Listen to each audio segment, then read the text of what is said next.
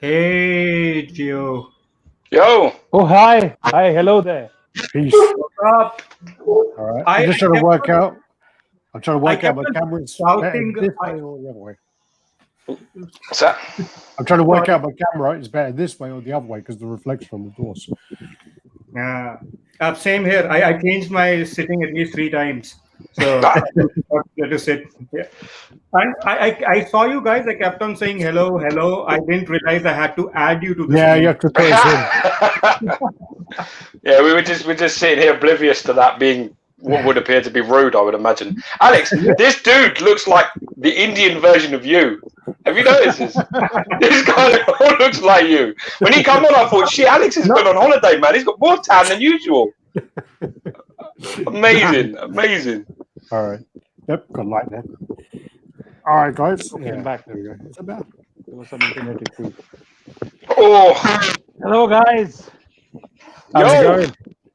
Hello, everyone. Yeah, Rachit, you dropped off. Rachit is not here. Hello, Alex, George, how are you doing? Not too bad, man. Not too bad. It's Sunday afternoon. Just went for a little walk in the park with my girlfriend. Went for a wander, and then yeah, it looked really sunny, but it turned out to be really cold. Thank you very much. Okay. Can you give me the charger for my laptop? Jesus, look at this. Rachit's Sorry. coming back in. Barking orders. My name's Look at this. Dheeraj, by the Mouth way. chauvinist pig, I I'm- tell you. I know. Okay. I went for a lovely walk in the park, but unfortunately, I went with my dog. Oh yeah, your dog is a nice. pain. Is a pain in the ass. His dog is. Yeah, well, my Really? wife has Why? taken my son shopping, so that's good. So I got a bit of peace and quiet. I also went for a walk in the park. It's nighttime here, but I go for walks in the evening. I'm going Yeah, to go but for a walk in when the you when you go walking in the park, at night, it's a little bit more questionable, right, than when you do it in the daytime. Yeah, especially that- if you, Don't worry. especially if you don't. I have am a- actually planning to go for a walk at night after this podcast is done, so definitely questionable. do See, you have a good dog? thing is- No dog. I'm just on your own. The On my good thing own. is there's enough people here. There's enough of a population here. So even if you go in the night, you'll still find people on the road. So you don't have to worry about it. Ah. Yeah. Yeah, we have a different rule for walking at night in parks on your own in the UK. Yeah, Oh, Oh, okay. okay. it's not advised. It's not advised at all. It is. It depends what you're looking for. It can be very advised, but Well, it depends if you're like a George Michael fan or anything like that. That's what he got done for, didn't he? Oh yeah. Okay, guys, I'll just try to get Rachit back. Let I'm me back. see. Yeah, I'm He's Oh, back, he's he's here. back, he's I'm back, back. He's there. He's there. Okay, He's there, lovely. he's Alan Moore is back here. Yeah. I'm just going to call him Indian Alex. That just works much better. That's perfect. That's perfect. But I refuse to shave my head. I will not do that. Yeah, I mean, I think Alex's girlfriend wishes that he never shaved his, so I don't blame him. Oh. Do you know what I'm saying? I trimming it again the other day, and she was just like, "What the fuck are you doing?" I was just like, "What do you mean? I'm cutting my hair?" She goes, "Why?" I didn't tell you to cut your hair. And I'm like, "Okay, I won't do it again. Next time, I'm sorry." She goes, "Yeah, now shave your beard as well." So I've got to shave my beard today. I've got to trim my beard. Are you gonna shave your beard? Yeah, I got to trim Oh it. my Not all God. of it, just trim it. You'll be baby faced like Gio then. Yeah, You I had had, that woman. I had a tough paper round, man. I'm 39 next week, and I look like I'm 59. I tell you, I feel old man. You That's- turned 39. My Yeah. God. Yeah. 39 next week. I'm going to be. Oh, Oh, man. happy birthday in advance. Thank you. Thank you very much. So are so you should we still start? drinking your Leffe, Gio? Oh no, it's early over here now, so I'm coffeeing it up, man. Over here we're run about sort of just after 2:30 now, so it's the middle of the afternoon. On a So- Sunday. Yeah, Sunday. but I don't know when you got like a little baby running around at 2 years old. Drinking in the day is the thing you want to do, but it's probably not the most responsible thing you should be doing. Do you know what I mean? All right, perfect. Nihal, you want to kick this off? Or so, guys, I think we're streaming live on Facebook, right? I'm just on StreamYard, so I can't see Facebook. Yeah. We are. I think live we're live on Facebook and YouTube at the same time. All right, Okay, so that's perfect. great. Perfect. So first of all, thank you guys for Can someone being PM me the if you PM me the YouTube link, I'll share it on Red Time. Oh, yeah. Okay, hold on. Yep, we'll do that. We will do that. All right. And again, like I was saying, thank you for agreeing to be on this, on this little group chat of ours, in this little group that we have. So much appreciated. We obviously, all of us know you. A lot of people on the group know you, but there would be, tons more that maybe don't know you so well. So maybe a quick 30-second introduction. Of each of you. Have you ever heard George answer a question in 30 seconds? It don't happen. It ain't gonna happen. That's tough. That's a tough ask. I'll let Alex go first then, and then I can see how cheating. No cheating. You can't copy any of what Alex said. Copy and Okay. paste, yeah. All right. Yep. So my name's Alex. I'm from RADDTITAN, and obviously Geo is, I don't know which way you're looking, up that side on the screen, and it's like the Brady Bunch at the moment, isn't it? And so Geo is the other half of RADDTITAN.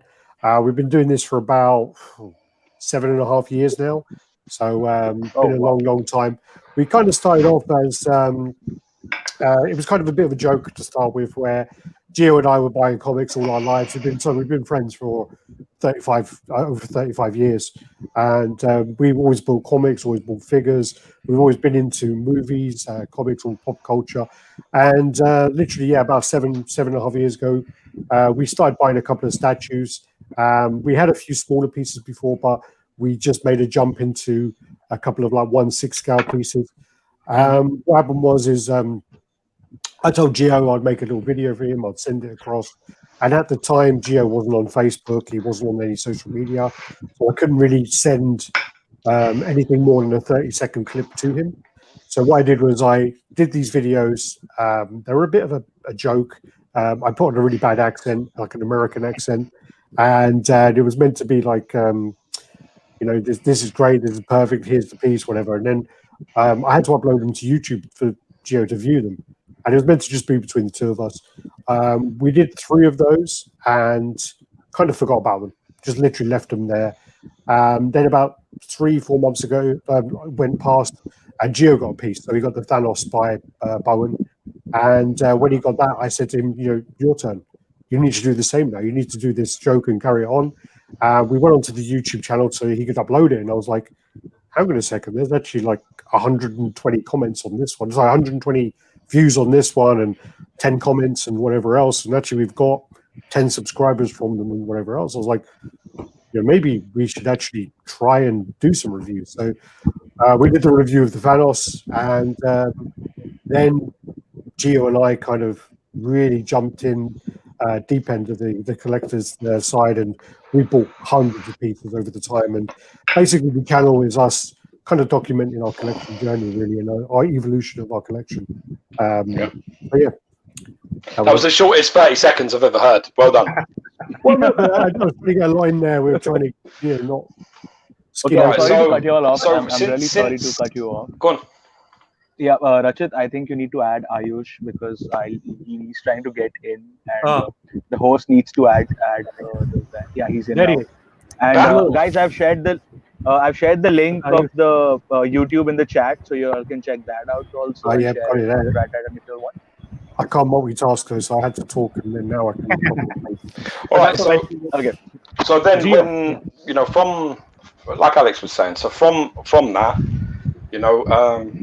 RADDTITAN's been all over the world. We started with just reviewing stuff that we bought. Then we decided, let's try and open this up a little bit. Let's start going to find other collectors in the UK and in Europe, and and then we went to cons. We've been to cons all over the world, seen tens of thousands of pieces, reviewed thousands of pieces, and we do the weekly chats, talk about all things collectibles and stuff. And I think that the best thing now today is, I think that RADDTITAN is responsible for keeping mine and Alex's friendship as strong as it possibly can be.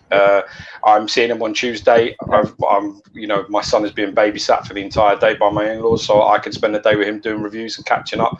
And it's jobs, wives, chores, private time, all of these things get in the way of friendships that you had when you were a kid. You know, me and Alex have been friends since primary school level. So since 4 or 5 years old, we've been best friends. So, you know, you can always find a reason to not see each other, to not speak. Yeah. But there's something about being able to say, because we have the channel, that we should speak to each other every day. And it's a good excuse. To be honest with you, Rad Titan is a complete excuse for us spending as much time together as we possibly can. And going traveling together and sipping coffee, you know, outside the Mandalay Bay hotel, you know, in the pool, Nice. and not getting any funny questions. Marina Bay sounds That was it. Marina Bay Sands. That was it. See, so many places, but Well, no, it's great. That's a very romantic story. You're welcome. I'm glad you enjoyed it. Yeah. Yeah. No, perfect. I've seen photos that you guys have shared of, you know, when you were kids and, you know, just the growing up bit together. And I think I commented on one of your posts that the two of you always reminded me of, once I saw those photos of, you know, Jack and Victor from Still Game. I don't know if you've seen Still Game. When It's a Scottish sitcom. It's a British Scottish sitcom. So it's about these two guys who are childhood friends, and then they become pensioners, and they are the most, you know, amazing pensioners ever. Foul-mouthed, abusing, beer. I need to watch this now. I need to check this out. It's on Netflix, I guess. I need to check it out. I've never seen it. What's it called? What's it called again? Still game. Still game. Still game. I was in like I'm still game for a laugh. And all that. Yeah, I got you. Yeah, I'll check it out. Because at first I was thinking it was like still game as in steel. Like I was like, shit, this is gonna be good. Like this is gonna be some action. Still game. That sounds more fun. No. It's just raunchy comedy. That's all it is. Yeah. Sounds pretty much like us. Yeah. we have an agreement, you know, like in Friends, where, you know, if you're not married by this age and shit like that, you know, that you'll get married. So, you know, now that's allowed over here. I think, you know, I've sadly I've got married and got a baby, but Alex still has a couple of years before I have to take him out and marry him off and go and live with him in a nice little bungalow somewhere. Perfect. You need a bigger bungalow. Do invite us to the wedding, please. You know, It'll be streamed online anyway. Or at least stream it online somewhere so we can watch it. On StreamYard. Perfect. And that was actually, you know, quite beautiful what you said. That, you know, that Titan is an excuse for you guys to, you know, maintain your friendship and meet each other. And while, you know, I would say it's the exact opposite for all of us here. We had never met before. In, you know, like, we are all from different states in India, and as you would know, India is a huge country. States are, you know, very far away, and this passion got us together. We started talking, we created this group, and now we've all been to each other's houses. We know each other's family members, and, you know, it's a good hobby. It's a good hobby to It's the hobby that got us all together, you know. Yeah. I think the first time we met each other was a couple of years ago only. Like, Actually, yes. Was it at Comic Con? No, it started with Comic Con, but then it also was at Rachit's house, where we you know, get an excuse to chill. That was have some last drinks. year, though. Yeah, that was last year. So it's just these 2 years that we have started meeting right now. Yeah, but you see, I think that's really fantastic, because when we started in this hobby, it was amazing how isolating it was. When we started, it was very much like people did these videos. They used fake names. They used fake accounts. They didn't want people of their work to see what they were doing. They didn't want people in their family circle seeing what they were doing. It was almost like a little bit of a dirty secret that people used to keep. And, you know, when me and Alex started, you know, growing the channel, we made friends outside of it. So we have, you know, people that are from the UK, but also now from all over the world that when we're in those countries, we regularly see them. And, you know, I think that if there was any sort of legacy or anything that I would hope that the channel would have started, was that idea that you should get your ass up, get out of your room, go see some people, go meet some people that are into similar stuff to you. And, you know, go have that social part of it, because, you know, where we talk a lot of the time about scammers and people taking advantage in our hobby, it's the reason that they take advantage is because it's so open to your brothers that are in it. It's never like, you know, we all may say, oh, I don't like this, and you do, or, you know, but there's such an openness to help with information today that when we started, it wasn't there. You know, you'd message people and say, you know, dude, where do I get these things? Where did you get your lights from? Where did you get your this from? And people be like, oh, just some local store. You know, it's like, you know, like if you've gone on a really nice holiday, you know, you're either the type of person that says, oh, dude, I went to this hotel and I stayed in this room. It was amazing. Looked up. You're either that guy or you're the guy that goes, oh, I can't remember what it was called. You know, you're one or the other. And in our hobby, I'm glad that today it's a lot more of the way that it is now, where people actually say, this is what you can buy, this is where you can find it, this is the guy I spoke to, you know, and more friends are being made. It's nice. I think that's a nice thing that you've got that for each other. That's a beautiful thing. I really do. Agreed, absolutely agreed. And I think, you know, a lot of us, quite a few, there are so many statues coming out that there's so many times that I've been to one of the groups, yours, mine, and just posed the question that, guys, out of these two, which one should we buy? And then you take that feedback really seriously, and then you listen to your fellow collectors. India, however, is still a few years behind when it comes to the scene. So we are still in that stage where we're coming out of it being taboo and it being something that, you know, family and friends make fun of, that you're an old man with a white beard and, you know, you're at the other wrong side of 40 and you're collecting toys. Yeah. So, you know what you should remind them of? You know the last white bearded man that liked toys? You know who he was? Santa Claus. Oh, yeah. And he is the most famous man in the whole world, right? Yeah, that's true. Next, the last white bearded man that was into toys and collected them and had a lot of people helping him. There you are. But I mean, to be honest with you as well, I think faith can be a little bit of that reason for you, can't it? It can be something to do with idols. I've heard this before. That's in Islam mostly, but yeah, it is. There's a little bit of idols there. We have had friends over here that have spoken to us about it before. But funny you should bring that up though, Joe, because we have had issues where an action figure customizer from India wanted to make action figures based off of the deities in Indian mythology. And someone really took offense, saying that, okay, I will not have my gods made in plastic, but I don't mind them being made in statue or polystone or polyresin. And I'm like, okay, that is stupid. But there's also, apparently, Mel Gibson, one of the reasons why you won't see like a Braveheart statue or a Mad Max statue or these other statues of his likeness is because he's so religious that he doesn't want his representation in the statue form, because there is that in the Bible. I mean, I was actually going. I mean, I do know that it's an Islam thing as well, but it depends how far back you want to go. But some of the more early pagan Christianity is the same about worshipping idols and things like that. So you know, we have had before, you know, people we've spoken to that are the same. They have found it like really difficult to tell certain people in their family because of the care and the intensity of it. It can be a little bit seen as a little bit like that, you know. But wasn't there a guy who sold his whole collection because his family found it? Yes. Yeah. I remember like about 2 years ago, there was a guy, or maybe a year, or actually this year's gone so quick, it's got to be 2, where he put up his post where he literally listed every piece to sell, because he's really cheap. Family, sold them all off cheap and said, I can't have them anymore. Or he was getting married to someone. It was something along those lines, but to do with religion. He offered us pieces for almost for nothing. He said, like, just come and collect them and you can have them for free. But we just couldn't do it. We were talking about it, and he was saying, come like over. He said, I would love you to have them, you know. But I felt like it was a massive liberty.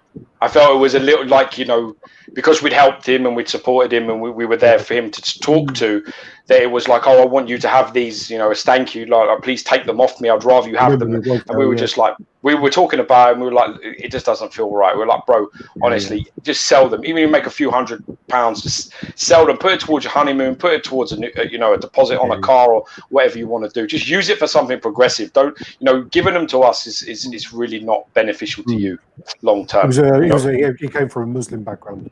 Yeah, that was the guy who used to get quite out of hand on the comments. Yes.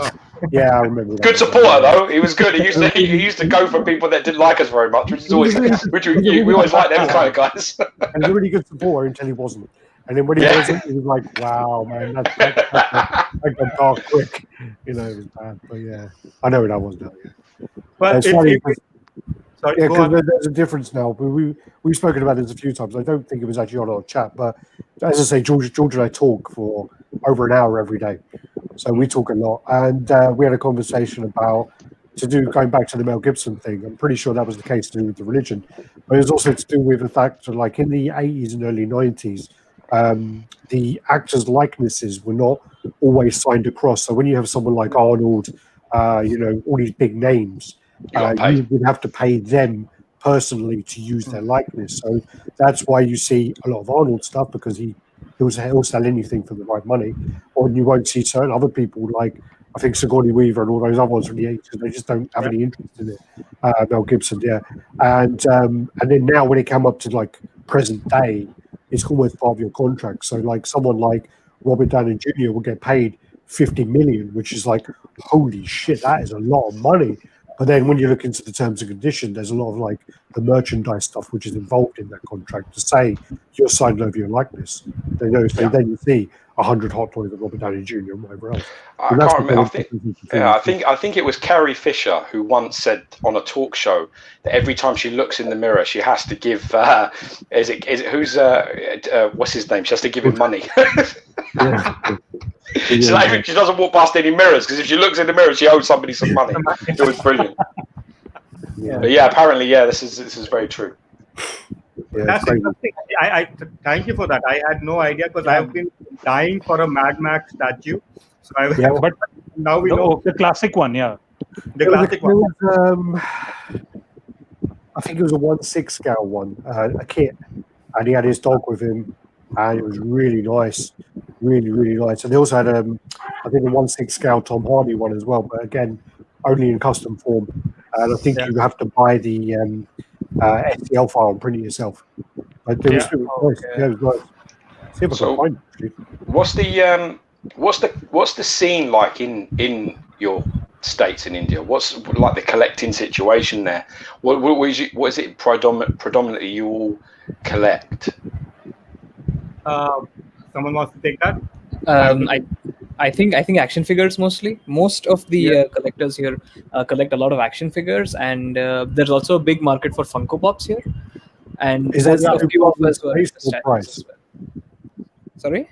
Is that to do more with the space or the price? The price. I think it's a combination of both. Yeah, I think it's a combination of both. The best. Like, for example, the city I live in and Dheeraj lives in Mumbai, houses are literally this small. We don't have very big houses, so it's very difficult. It's like a bird's cage. It's like a bird's cage, so it's very difficult for us to think of 1/4 and 1/3 life scale statues. It's very difficult. So I collect 1/10. At max, if I can think of, maybe 1/6 is what I'll go for. But I usually collect 1/10 statues, and that's it. So but that's good for you, right? Because Iron Studios now is making some of the best 1/10 pieces. I mean, they are. Their pieces at 1/10 are incredibly impressive. So that, I mean, it's fortunate. It's a good time for that, I guess. I mean, if you would have been around 5 years ago, you'd be in big trouble, because there was nothing. Back then it was just Kotobukiya. I'm not even sure if Kotobukiya did. I guess. That was only. I mean, I don't know how small they went to back then, 5 or so years ago. I remember it being a lot of like 1/6 all the time. Yeah, but maybe. Yeah, we did like 1/8 as well. Yeah, 1/8. Yes. Yeah. I guess Bowen also was some 1/7. Bowen is like between 1/6 and 1/7 scale. Yeah, it's like 1/7. Yeah, because they were like announced as 1/6, but then when other companies started making 1/6, they were like, "How comes ours are so much bigger?" And they realized that Bowen's is more towards 1/7. So that's why when you see custom pieces, you see like 1/4 scale, 1/6 scale, and then you'll see Bowen scale listed as the scale. Yeah. But that's how powerful Bowen is. Powerful. Their pieces are so powerful and so iconic that they have their own scale, so people can make stuff that actually you can put in your collection of Bowens, which is genius. A smart bit of business, though. It is. I mean, it's a bit like Apple, right? Once you get into Apple, you have to buy everything from Apple, and you can't really go anywhere else. So it's a hook. So that's interesting. So, like these guys said, a vast majority is into action figures, but there are a few people that are into statues as well. Again, mostly 1/6, but there are, I would say still what maybe just around 200, 300 people that really buy 1/4 and above that we know of. There might be others that don't really share their Yeah, there are collection. so many that we really don't know about and have not Yeah, joined quite a any few of them, groups. actually. They prefer being private, and they Yeah. don't really like to show their collections. We just hear about them from people, but there are people who actually collect life-size stuff too. But Yeah. it's just a myth, more or less. We never Yes, get to see them. so Yeah, because there's I get sorry. emails. I get emails from people because I have an email address on the YouTube side, and I'll get an email from someone going, "Hey, watched your channel for a long time. I'm not on social media. I just want to help with this or this." I'll get talking to them, and all of a sudden they'll show me a picture of their collection, and I'll be like, "Wow, Jesus, this guy has got like a whole house full, but no one Yeah. never shared it." And it's the same as That's when I think Rachit for us, by the way. That's what Rachit was, because Yep. when we went to his whole house is full of stuff, and then we just like, okay, you have more stuff than you have even put up on groups, and then even more stuff than even you know. Yeah, well, same Yeah, as but George. He's gone to I buy kind of stuff. like that. He's gone to buy stuff on eBay, and he's driven up to the guy's house. Guy's got a massive collection, and we go, "Oh yeah, have you heard of like these Facebook groups and stuff like that?" Nah, I'm not on Facebook. Don't use YouTube. I can kind of admire that though, because there's a percentage of collectors now that are primarily collecting for just the share.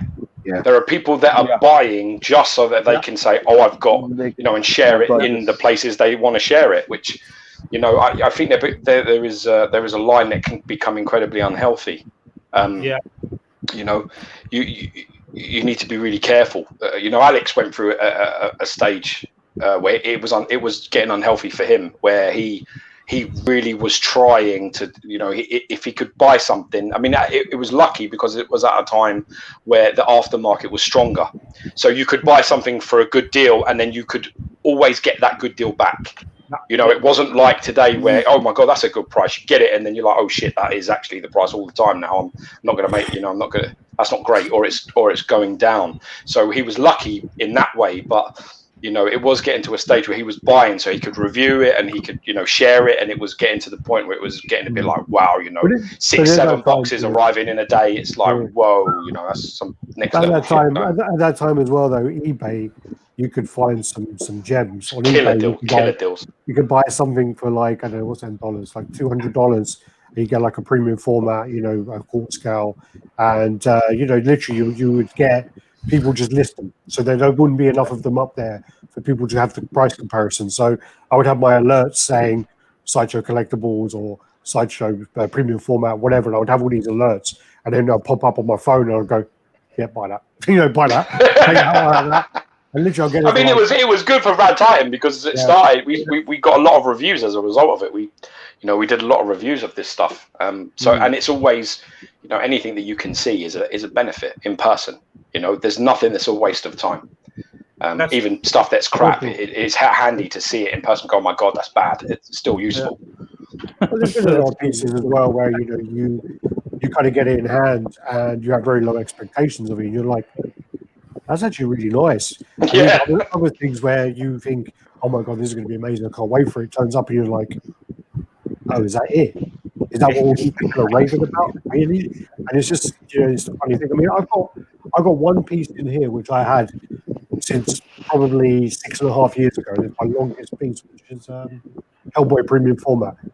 All of the stuff I bought in the first maybe year or first 6 months to a year, I sold it all off because it was all a waste. It was all stuff where I didn't really know what I wanted to collect, and I was just buying. Finding yourself, finding.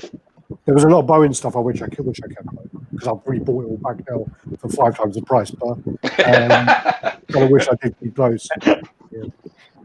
But like Gio said, I think the pricing also used to be very different. Now the prices have just shot up, and just to add to that, the points that you had asked, that what drives consumption in India, whether it's price or whether it's space. There's a third piece too, and that third piece is accessibility. and getting that through the ridiculous customs that we have. The custom duties are what's your tax bill like? Your tax bill is like 80% or something. 80%. 80%, yes. And that's 80% on the product price plus shipping. So if the product is $1,000, shipping is another $200. Then on $1,200, it will be 80% more. 80%. Jesus. Wow. We complain We're about complaining over 20. We get 20, and we're pissed. We're pissed at 20. We're not happy at 20. How lucky you are. Oh, You should see the daily fights. You should see the daily arguments we have on something as simple as Marvel Legend action figures, or maybe even Funko Pops about the price rises. So talking about Prime ones or X. Surely that means you must be shopping aftermarket and getting people to put the values down. That has to be the only way that you can get stuff. Yes, in a way, yes. That is because that would be it, wouldn't it? The only way would be to buy off a friend in the collectors groups and say, "Listen, for Christ's sake, put it at like $100." You know, that's exactly it. What you that's it. That stopped working now because the custom people have become smarter. They know now, they have a better idea of how much something costs, and they do a barcode scanning also. So if it's a licensed piece and it has a barcode, they will scan it. They'll check eBay prices, and that fucks up us even more because because they'll pick the highest eBay prices. They won't even pick the lowest. What's up with your place? Why can't people just be like lazy like they are here? Like be over here, they're just throwing them over their shoulder, like you know. That kind of used to happen before, I guess. I think it used to happen before, but lately it hasn't. They've become much stricter lately. They've become very I work with a pop culture brand where we make all of these accessible, and we deal in all of these collectibles. So dealing with them is even worse when it comes to custom officials. Like they will hound you even if it's a statue. But so I'll tell you a recent incident. There was a statue that we were getting. I think it was one of those Diamond Select toys, but it's a statue, right? So if they see a box which has toys on it, they will still consider it toys and not a collectible. So they will charge the custom duty according to it being a toy and not a collectible, which is differently categorized. So they just don't want you to be happy. They just want to take all they're like, I can't let this guy go. I need to get some money out of him somewhere. Hey, who's this ratchet guy? Fuck him. He's not having this. He's gonna have a shit day. Let's just no 80%. Oh, I have. Wow, that's. Dude, we also have jokes like these where we have jokes like these, where we like, okay, maybe he had a fight with his wife in the morning or at night, and he's taking it all out on us. Or he could be looking at it and saying, "Hey, I can't afford this stuff. How the hell can these guys afford this stuff?" And that's it. Up at 80%. Oh, you know what, Nihal? Technically, that happens because they even nick a few stuff out of your shipments, and they pick things out, and they're like, "Okay, I can't afford this, but you are going to go ahead and sell it, so I'm going to keep this." And we have people actually tell that to us, like, "Okay, I can't afford this. My kid can't afford this. I'm taking this. Fuck it." That's why that guy. It's crazy. It's a circus out here. Yeah, that's why it's quite. I mean, I do, in a way though. I can appreciate that it's different for everybody, and I think that's important that people remember that, because they really don't. I mean, a lot of people really have no idea. I mean, we get it with us where we'd be like, "Look, dude, it's like we have to pay 20% on top of the total bill, so you have to level." When there's the argument about who's cheaper and who people just say it like it's an open thing. They'll say, I buy XM because XM's cheaper than Sideshow. Well, it is because you're in Asia. Well, I buy Sideshow because it's much cheaper. Well, it is because you're in the US. But there's a whole rest of the world that falls somewhere in between those, where one will be cheaper than the other, and they will be supporting based on that too. So it's not just an open and shut case. But now hearing the 80% thing, I'm gonna remember it when people complain. Or it's our country where everything is expensive. Yeah. So. Hey, sorry, Alex. The other guy, Mary. He I think he's Mary. Mary. Aurangzeb, I think his first name is, but we call him Mary. Yeah, Aurangzeb is here. Yes. He's from Pakistan, and he said what he does is he just basically has all his stuff, stockpiles it in Singapore, and then it's cheaper for him to fly across, pick it up, and come back. That's the cheapest way for him to do it. Yeah. It is. In fact, 90% of my collection is hand carried. I've gone to maybe US, UK, Singapore, and just carried 3 suitcases with me and just stuffed things there. A lot of times without boxes. So I've really had to take the risk. Take them out of the box, wrap them in clothes or bubble wrap, put them in the suitcase and just get them here, because that's the only way. Otherwise, you will end up spending. It's like drug smuggling, isn't it? With toys. That's just what it is. I can see Ratchet sweating. I can see him going to the airport and sweating. And they're like, "You okay? Yeah." So, is this a Cyclops toy I see in here? Is it? I'm just looking at my Superman that Rachit had carried a couple of I years ago. got X on my bag when I was traveling back from Thailand last year, and all of us were like, "Okay, we have X on our bags. Customs is going to open it. We go to the toilet, take toilet paper, and we're like rubbing all of those X's to get them out." We're like, "Okay, we'll try as much as we can." Me and Alex were coming back from somewhere. I can't remember where it was, and I had loads of porn in my case, and they tried to stop us. I ran. I fucking ran. I was like, "You ain't opening this." No. Well, it was literally I got someone on stopped. Facebook. I got stopped with Justin. Narcos. Me and this Irish Someone on guy, Facebook is saying Narcos. What's that?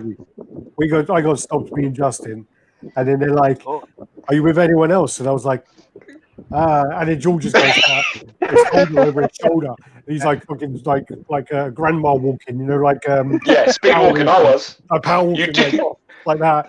Listen, there's stuff in that case that is not explainable. You understand me? So if it was, I'd have just opened it. Yeah, I'd have been like, "Yeah, that's fine." But there's no way. I was like, "Shit!" I saw them two get collared. I was just like speed walking, pretending I didn't know them. I was just thinking, now I can't get out of my head that's probably with you lot, with your figures and your Funko Pops. That's you lot running through the airport. I just think that's brilliant.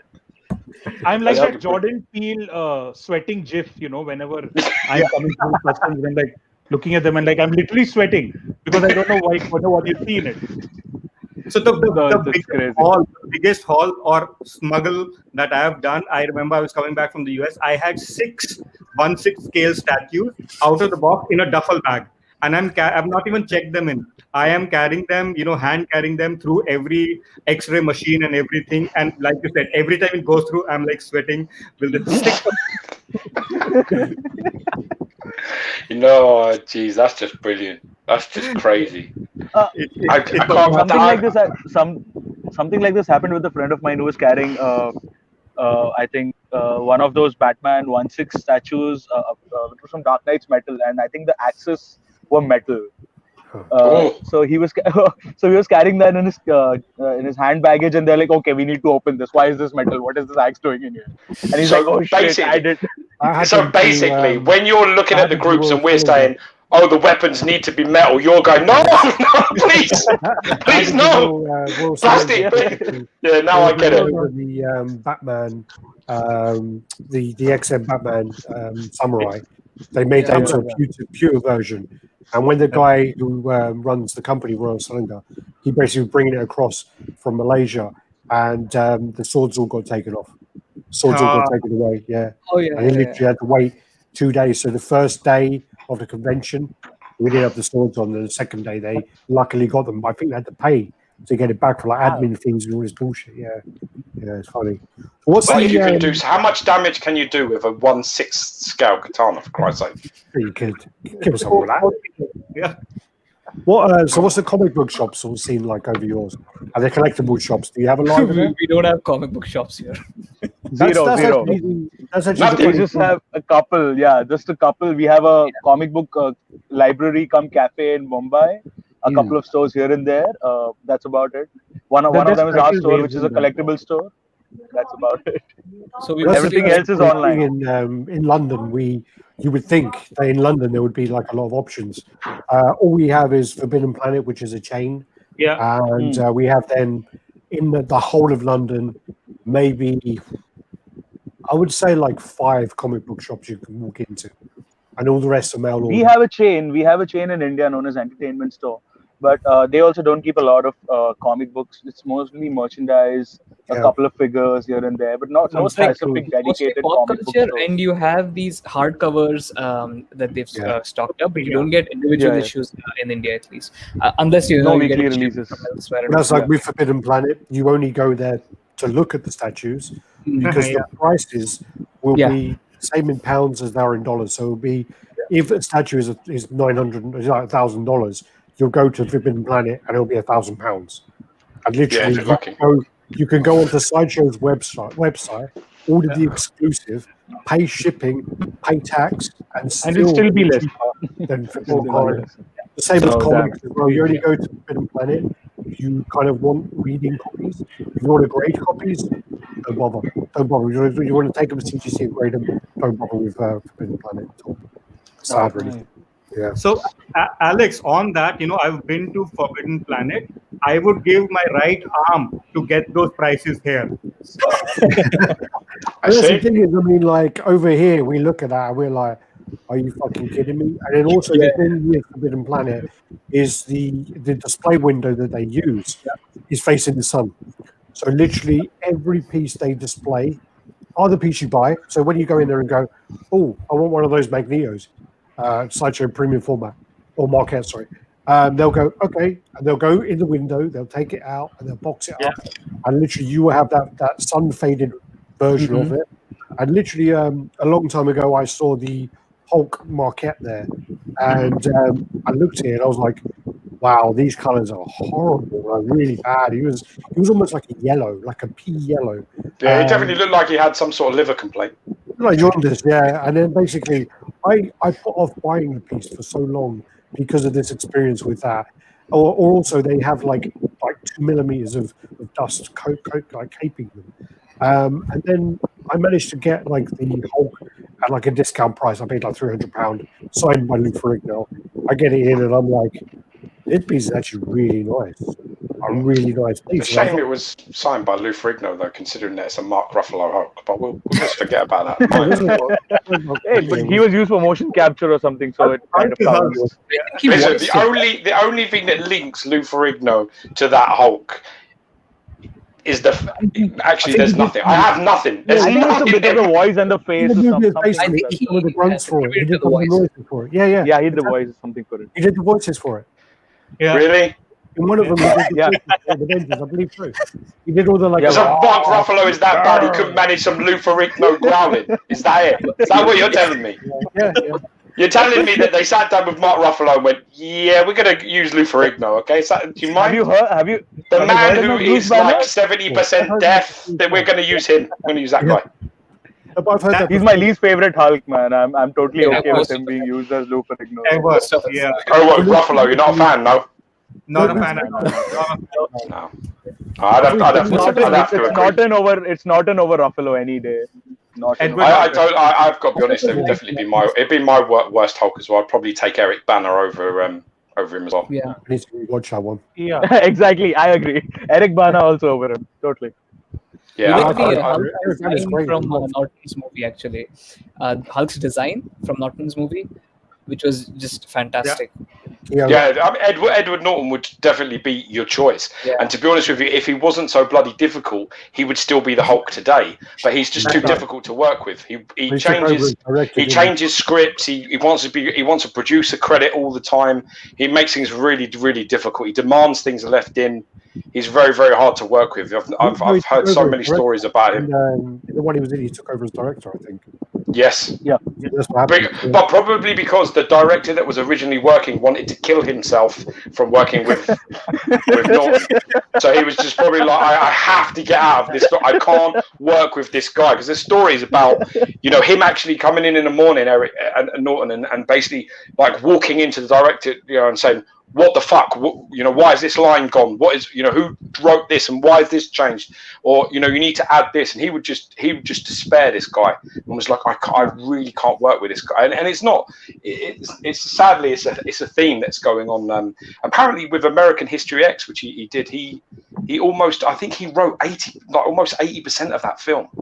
Like he came on as the actor, but he like took over so much of it. And when they're hits, it's okay. But when they don't do so well, then people start to ask questions. You know, it's a bit like Ole Gunnar Solskjaer managing Man United. When he wins, it's fine. But the second there's any sort of problems, it's like, how has this guy got the job? That's usually what everyone sort of thinks. So I don't know. I really liked him. I liked him as Hulk. I liked him as Banner. I thought he was very good as Banner. It's very, because you don't want to see, really, for us guys, you don't want to see Banner much. You'd like, so he has to be great. If he's weak, you'd just like quickly change, for Christ's sake. I can't watch any more of you. And I think he really did that, where you actually liked him on screen. You could feel his vulnerability, and that he was, because that's what when you watch the cartoons and the comics and things, Banner was always an unstable, weedy kind of character that you just were like, oh my god, any minute it's all going to go wrong. And I think he portrayed that best. I didn't get that with Eric Banner, and I certainly don't get it with Ruffalo, because he seems too controlled. Ruffalo just seems like he's got his shit under control too much. And not always angry. Not just Banner. I think even how the MCU has treated Hulk. I'm not very fan of how Hulk ended up and the whole trajectory. He became a Joker in Thor Ragnarok, and then at the Professor Hulk or whatever the name is towards the end of it. So not a fan really, but to each their own. I agree. They fucked up Hulk big time. I mean, I think I actually, George doesn't agree with me. I'm not a fan of Ragnarok. I think with Ragnarok, they made Thor too stupid, and they make Hulk too stupid, and they just fought. I love the director. He's actually an amazing director. He does What We Do in the Shadows, which is I think it's hilarious. I absolutely love that. But he, with that film, I just feel that they made two characters too dumb, rather than it being just one for comedy relief. It was kind of like, all right, we're going to have him for comedy relief, and then the director was in there as well, which he's great. Cork, he's in there for comedy relief. There's just too much comedy relief. But what they did, you've already said this yourself. They took the Guardians blueprint and copied it for Thor. But by doing that, they sort of changed the character. Yeah, that's exactly it. They'd basically just gone, now you're not sort of serious and broody anymore. You're going to be an idiot, and that was hard for people to. And the same with the Hulk. It was a little bit hard to swallow. But the thing is, I'm blessed with a very, very good sense of humor. I laugh at almost everything. So I mean, my wife. You need a degree. You need a degree in humor and a few years of stand-up under your belt to get a chuckle out of her. I laugh at everything. So for me, Ragnarok was just funny. I just was laughing at every single thing I thought was hilarious. So I enjoy that kind of stuff. It doesn't need to be too smart. But one of my problems with Ragnarok, I hate your jokes, Nihal. One of my problems with Ragnarok was basically everyone does. By seeing the way that they treated Thor in Ragnarok and the way that they turned the character, that if they're going to make Ballad of Bay Ray Bill, it's going to be shit. After that, it's going to be shit. And that's one of my favorite Thor stories, is when Bay Ray Bill comes in and he challenges him. I absolutely love that story. It's one of my favorites. And now, because of the way Ragnarok looked, that gave me the kind of idea that they're going to fuck up that film. If they ever look into this, they can't do it now. And that's one of the reasons as well. I guess I have a hate for it. Although I am waiting for Beta Ray Bill. That kind of brings me to question: are there? I don't know, but are there any good Beta Ray Bill statues? XM. Yeah, there's lots. XM's is nice, but I would personally, for yourselves, I would definitely look for Bowen's. Bowen's Beta Ray Bill was one of his best. It's one of his best pieces, and I believe it. I think it got into Alex's top 5. We did a video recently of the top 5 Bowen designs, our top 5 favorite Bowen designs pieces, and I'm sure that Alex voted for Beta Ray Bill. I mean, it's a very nice piece, very nice. Beta Ray Bill is an amazing character. I love his introduction. I think it's one of my favorite introductions of a character into a comic. XM Studios one is really good because the kind of switch outs make it totally different. But it's big. I think it's like 27 inches tall, isn't it? Yeah.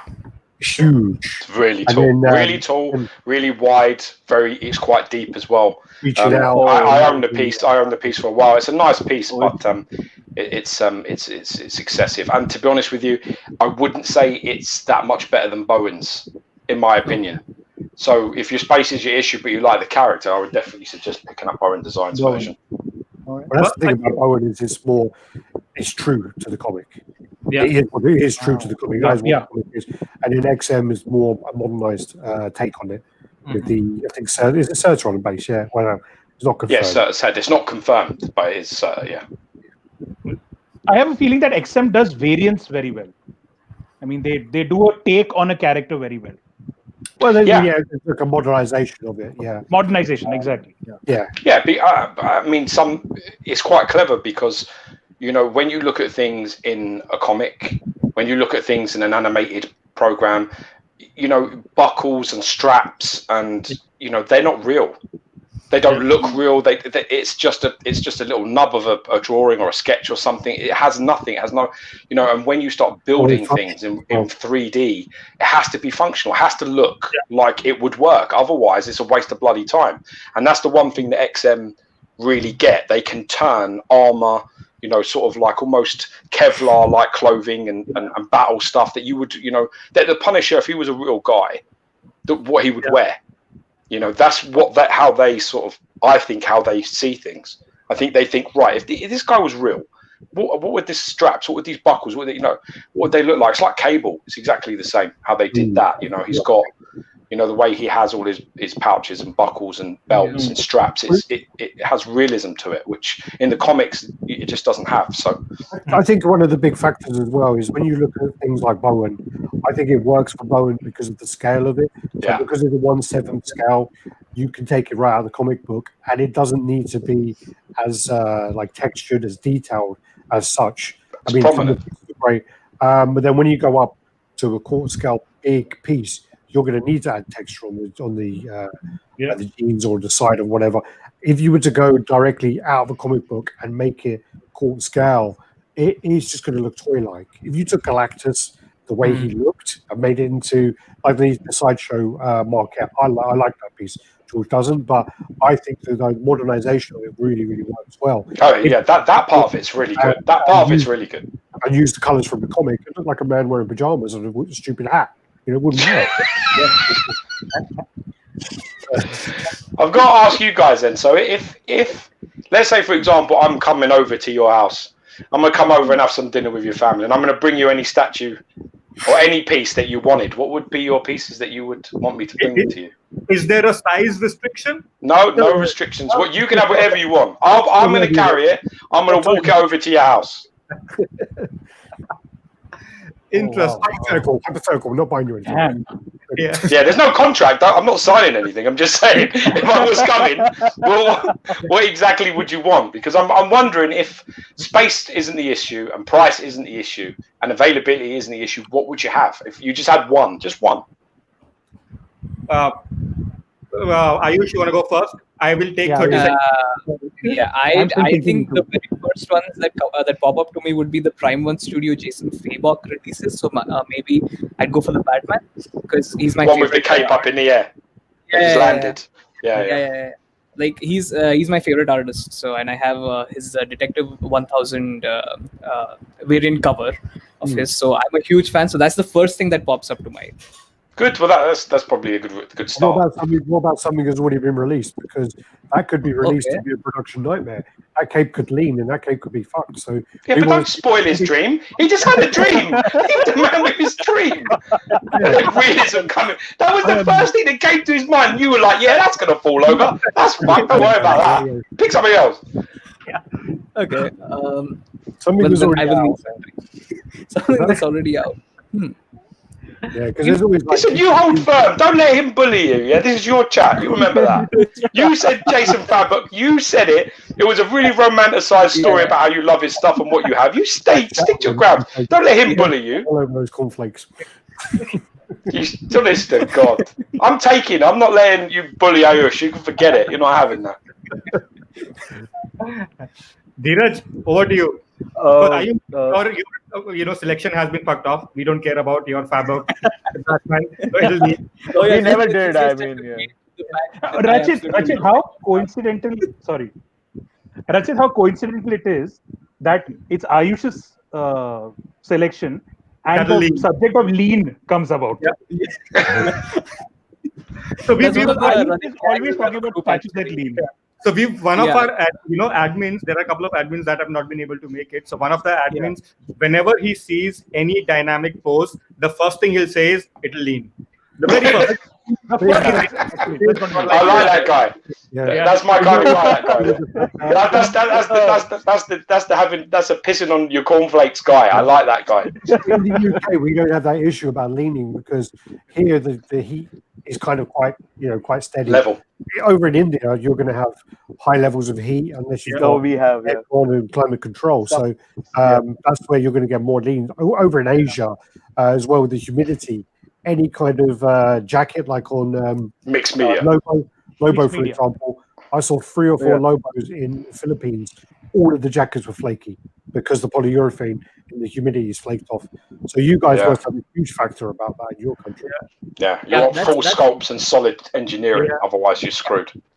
No, I have this rope. Hold on. Let me just clear this out. Yeah, those are great explanations, but don't give those admins that much credit. It's not because of the weather that they say; they just say it because of the pose. I just like it. I don't care. I don't care if it's realism or if there's any facts behind it. It's the sort of thing that your granddad is like. You know what I mean? You come rolling up with a Rolex watch, and I remember one time when my uncle come in, and we used to do it all the time to him. He used to collect Rolexes. He works like for Big Nuts Banking, right? So he's got a lot of money, and he used to come. And my granddad is like this Greek Cypriot, immigrant man that came over to the UK with like 37p in his pocket and a chewing gum or some shit. But anyway, so you stitch him up. We'd all sit there and we'd see the watch, and we'd be like, "Paul, what's the time?" And if my granddad spotted that watch, I remember one time, it's like, he'd be like, what's this on your, what's this? It looks very fancy, and he said, it's, Rolex or whatever. And my granddad was like, Jesus. And we said, Paul, how much is that Rolex, man? It's got to be like 7 Gs, 10 Gs. My granddad got up, ripped the fucking clock off the wall, ripped it off and said, for 5 Gs, take my fucking clock. I've had it 10 years and I'll give you my clock. You give me £10,000 and you can tell the time on that. You know what I mean? And it's just them kind of pessimistic guys that you just can laugh your head off and say, he sure is one like that. I would do if my granddad was alive and I showed him a statue like that, he would say the same. He'd be like, that's going to fall over. That's fucked. Don't even, that was a waste of time. I remember seeing your granddad when I think you were like between jobs or something. Oh, yeah. I remember mentioning the fact that you weren't working and I had like a job and I was doing something at my house or whatever, and your granddad just like, I was just fueling him. I was just like ammo. Shitting on me and putting yourself up. That doesn't sound like you at all, really. It was so easy to do, man. It was great. Perfect. Yeah, so we've got another version of the granddad in our group, Gio. So, We definitely do. So, Con, what else have you got? I think you were up. Who's next? What am I bringing you? I would go with the XM Optimus Prime. That's a good choice. Oh, beautiful. That I have my eyes on it for the longest time. Everything aside, DC, Marvel, everything aside, whenever I see that XM Optimus Prime, I don't think of anything else. It's just such a presence. And if not, seen it in person a few times. This is incredibly impressive. It's incredibly impressive. The details, the paint on it, absolute beauty. The little truck that comes with him, that truck alone weighs like, it must weigh like 4 or 5 kilos. The truck alone is well heavy. I was talking to someone and I was standing in front of the statues on and literally talking to him. I like play around with stuff. So I just literally went like that to the truck and I'm like, holy fuck. So I picked up on it. It's quite well heavy. But yeah. Oh, damn. 5 kilos, just that. Definitely that one then. It's beautiful. It's a good choice. It's a very What do you think of the new Nemesis Prime? I'm quite impressed by it actually. I mean, it's not too different, but I like the black has a tinge of blue in it. It has a slight tinge of blue when you see it in a proper robot mode. It's not that evident in the truck mode, but it's pretty evident in the robot mode. It has There's something about them classic colours for Optimus, though, isn't it, man? That fire red and then, I mean, when Prime 1, where they show these weird, you're just like, why, man? Movie version. You know what I mean? It's like these guys you see driving around in a Ferrari and it's black. You're like, what the fuck's wrong with you? No, it's always you got a Ferrari, red. you pick black Red Ferrari black car. You know what I mean? I'm driving in my Volkswagen, like, you know what I mean? And I'm like, it's fucking black anyway. Wouldn't want it, it's black. Shit. I would want a red one. You can have a Ferrari, you have a red Ferrari, right? If you can have an Optimus Prime, you want that blue and that flames and all that. That's what it's about. That's what it's about. And the matrix of leadership shining through. Oh, in that. And I love the fact that it's also got like one of the jetpacks as an add-on, right? Yeah. So that looks fantastic. Yes. I wasn't think really- so. I think Just brilliant. Yeah. God, what you got? Ratchet, you can't hide forever, man. Come on, Indian Alex, what have you got?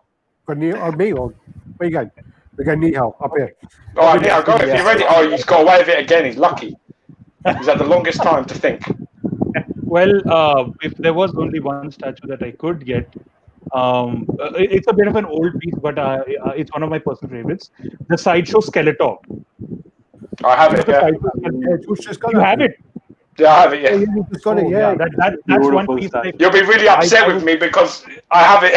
I have it like behind my display. It's like in the corner. It's like in the wall.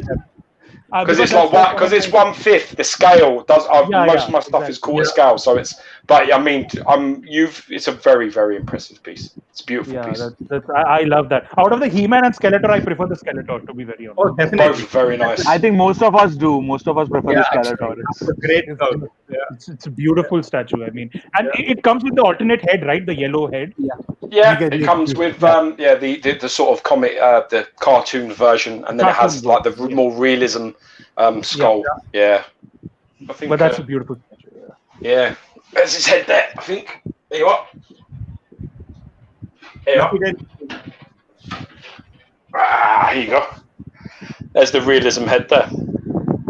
Oh yeah, that's it. Oh man. I think Siddharth Nair. I like this. Yeah. Siddharth has this. Yeah, this is I show the exclusive head on it because my wife is like, what's wrong with you? That's the best head. I'm like, listen, I'd spent fucking 10 years watching the yellow guy with the that's who I'm watching. This doesn't mean it. You know what I mean? It's nice, but that's not my Skeletor. It's a nice Skeletor, but you want the classic if you can have it. Yeah, true. Perfect. Ratchet. Over to you. Over there. I'm here. So mine's, I'm going to stick with Batman again, like Ayush, but it's a statue that I've been lusting after for many, many years. It's the custom Alex Ross car of the Bat, where he's, he's got. Alfred is looking at the. Alfred's holding his costume, the upper part of it, and he's holding the cowl and the cape. And he's like twisted. And he's got scars. He's looking in the mirror. Yeah. I know that. That's an iconic. That's an iconic custom. Did you know though? There's a new one coming. Yeah, there is. There's a new one. That's without Alfred. That's without Alfred. I think that's. I think you can buy Alfred. I think Alfred is an add-on. I think. Yeah, Alfred is holding the cowl on the ear or something like that. Oh yeah. He's like cradling the cowl with the cowl. Yeah. So we have a review of that, right? We do. So one of our admins actually owns that. So lucky bastard. Scar of the Nihal and hopefully he'll sell it soon. Oh yeah, I've seen it in person. I've seen the. Yeah, we reviewed it also. We reviewed it also. Review or something. So Gio, I might not ask you to get it. I'll just go and flick it off his house. So that's next time I'm in town, I'll happily go and turn up. And I'll ask him. I'll say, can I review it? I'm going to take it to Ratchet's house and review it if you don't mind. I'll put it in your pocket and just get it on. Yeah. Sorry, Alex, you were saying something. And Alfred is by a different studio. But I know there's another studio doing one. I'm pretty sure that the new Batman does come with an Alfred option. I'm pretty sure. The other studio Alfred is actually like him with his hands at the back, I think, or him holding something.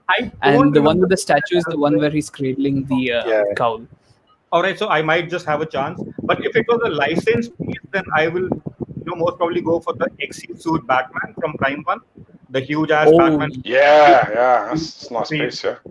So that one I would probably go for just because it's so big and more bang. Carrying it. Is that the new Josh Desi one? No, the one that's already been released. The one that goes with Iceman. Goes with Dr. Arkham Freeze. Origins? Mr. Freeze. Yeah. Oh. Yeah. It's huge, like the big bite. He's like bulky. Yeah, He's like in some massive Yeah, armor, yeah. and he with all the frost Armor, like ice like base. Nice piece. Man.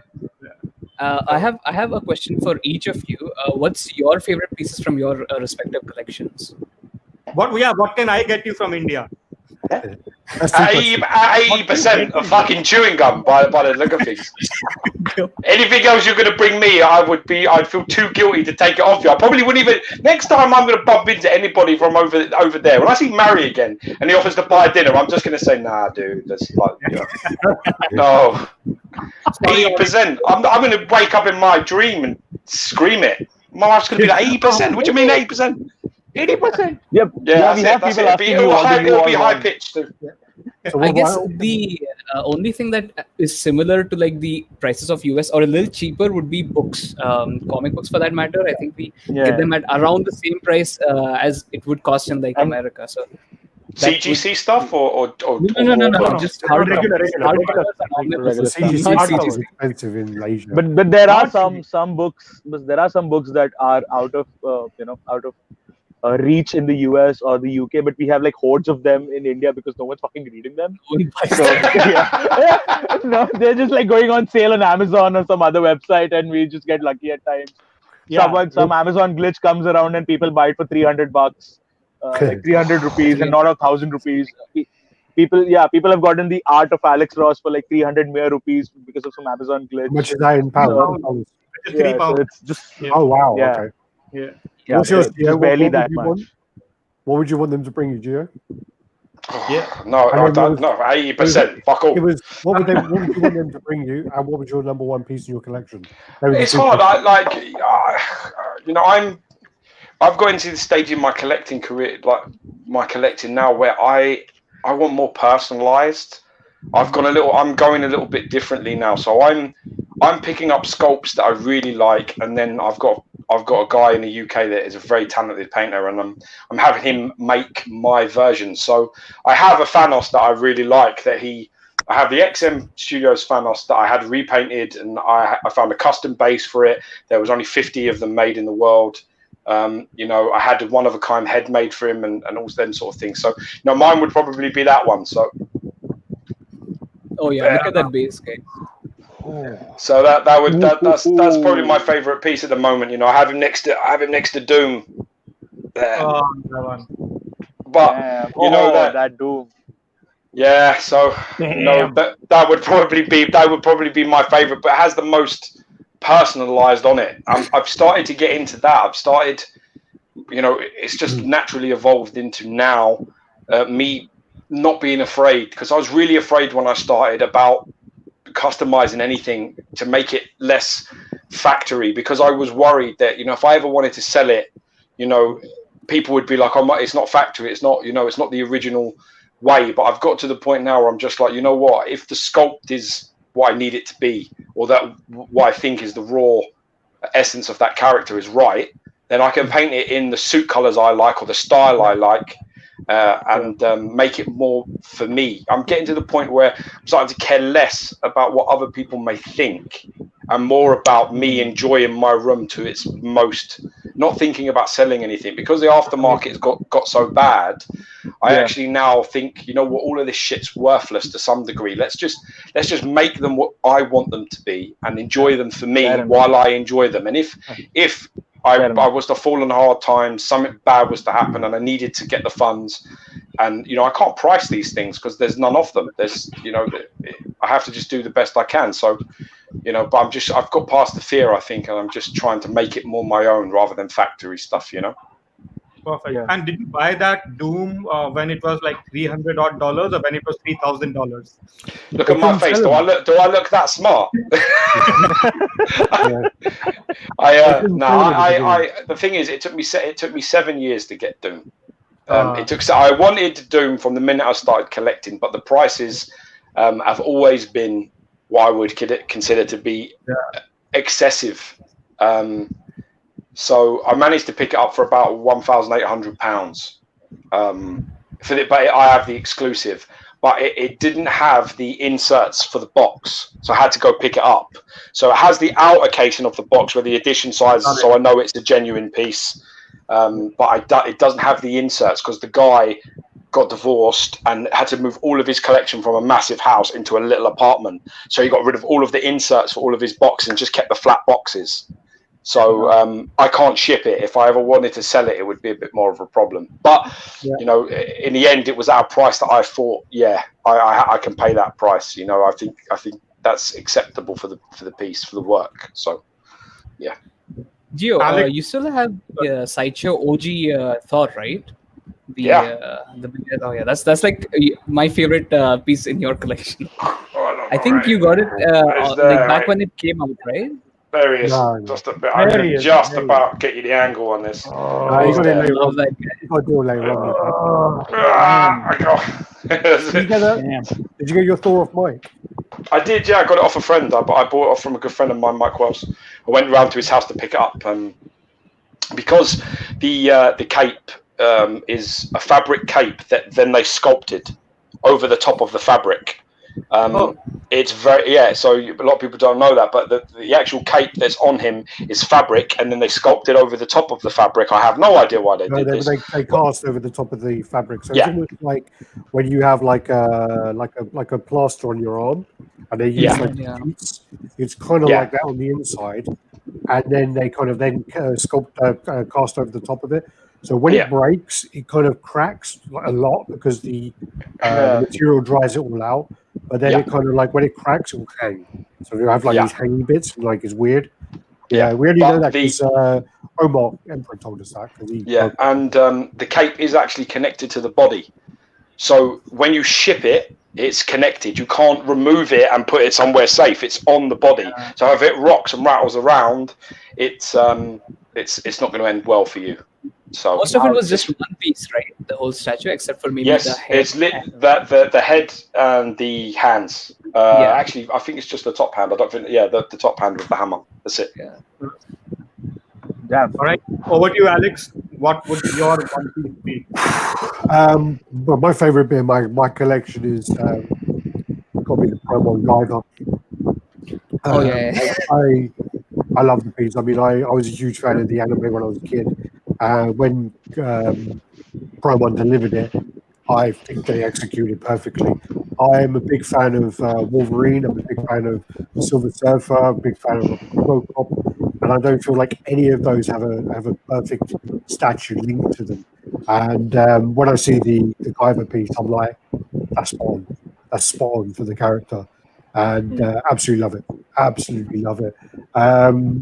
If you were to bring me a piece, one of my same thing was what you were saying. Just to go on with that was, it's really hard to have the aftermarket on all these pieces because you have a view of it, but it's so inflated by false methods of people buying off of friends, flipping them, and that was a big thing in the custom market where they sell stuff at a really reduced price to their best friends. They all get them for the idea that they're going to share pictures and say how fantastic it is. So there's a lot of stuff when you see someone reviewing a custom piece, you don't know how much of that review is true. Even with big reviews. Not a lot of it, mate. Even with big reviews, you have no idea. We've been offered so many pieces and go, if you pay shipping on that, you can have it. Pay shipping on that, you can have it. We're looking at it and go, yeah, ain't worth me paying fucking $400 to ship it. And more importantly, we've said, this is a pile of crap, and we try to be constructive. The problem also is that sometimes even maybe the free piece that is just connected by shipping isn't worth the drama, because what happens is if it comes in and it's not great, we say it's not great, and then it becomes that we have to go to war with these people and these commissioners all the time. We have to have an argument where they slander us in other groups and say that we've got an agenda or there's something about it. And it's sad. And I can understand because there's a lot of passion and a lot of effort that's gone into things. But at the same time, if you send it over here and it's not great, then you're going to have a tough day. It won't be good because it's, we will absolutely destroy it, we've had that because we'll always say, if someone says we want to send you this to review, we will always say, send us whatever you like. If you're confident it's good, send it to us. But we're going to say what we think about it. We're going to try and be constructive about it, and we'll say what's good, we'll say what's bad. And we had a commissioner send us a piece, and we actually said to him before he sent it, these are the pieces we actually think look good. And he sent us another one. He sent us a different piece, and it came out. It didn't stand on the base properly, wobbly as fuck. Paint was terrible. Everything. There was nothing good we could say about the piece. And we said to him, "Look, this piece is dreadful. This piece is really bad. There's nothing good we can say about it." And he goes, "Do you want us? We're going to post a review." Okay, fine. We post a review, and basically then he takes all this stuff out of context and says that we have an issue about all these other things which are unrelated, and it's just like, and then goes to war with us. It's just like, dude, man, you send it to us. If you want us to review it, that's what's going to happen. We're going to say what we like. And we've had things as well where we've got them in. I've got this is quite scary actually, but I've got the Imaginary Marks up there, which is a really bad idea to put up there because it weighs probably about 35 kilos, and it's on top of detox. But it's been okay so far. But anyway, so we got that in. Amazing, absolutely fantastic piece. They then sent us Aquaman, which was painted by a professional painter, so it was a proper painted piece, prototype. Great, reviewed it, great. And then they started sending us these other pieces, these Iron Man busts, which they were really bad. And so we say we like this, like that, whatever. As soon as they come, don't like that, don't like this, don't like the paint. Paints don't match on the white panels. They're all different shades of white. And then the guy literally then tries to throw us under the bus and say, he tried to say he paid for me to go to Singapore. He tried to say all this stuff which wasn't true. And, but you don't need to have the truth. The truth isn't important in our. You don't need. It's so easy to say a lie. It takes a second to just say something that's untrue, and then the poor guy at the other end has to show you all the screenshots, all the bank statements, all the other things, all the conversation screenshots, and it's just a lot of effort on the other person to try and back someone up that can just easily say, "Oh well," and that's what's hard about it. There's a guy in the community, and he's like a ticking time bomb. He's like, I swear he's bipolar.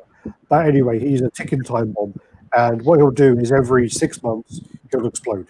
And literally he'll go, this person's a scammer. This person this person this. And show select screenshots. Show this and this and make this person look like a scammer. He's got a lot of friends. And then the people go, oh my God, whoa. And then what will happen is he's done the damage to this person or this commissioner or this company. And then he'll go, oh, sorry, I was wrong. And expect everything to be okay.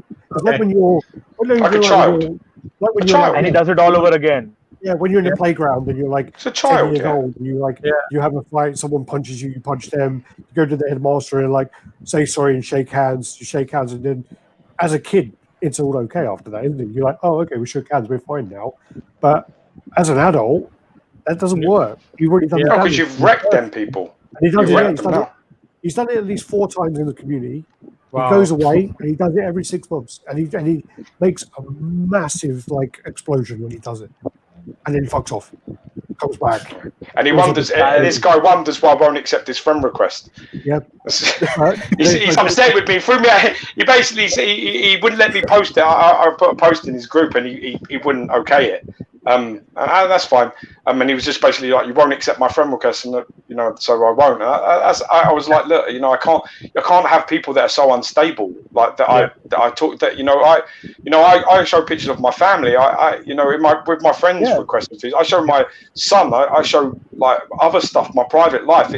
I can't have somebody that crazy in that area because that's a no-go area, man. If you go over, if you lose it on something personal with me, it's just not. You got to try and keep people, that as best as you can. You should try and keep like relatively sane people in your circle if you can do it, rather than like people that are like one bad morning away from ruining your fucking life, which is he just like sounds like the start of Killing Joke. Just literally go like that. It just goes like bang, it's gone. And I don't have time for it anymore. Then so going back to the question of what would I want you to bring me? even though I've just said all that, I'm going by pictures, not even by comments, but by pictures. I love the Wolverine versus Wendigo custom. I think that piece looks absolutely amazing.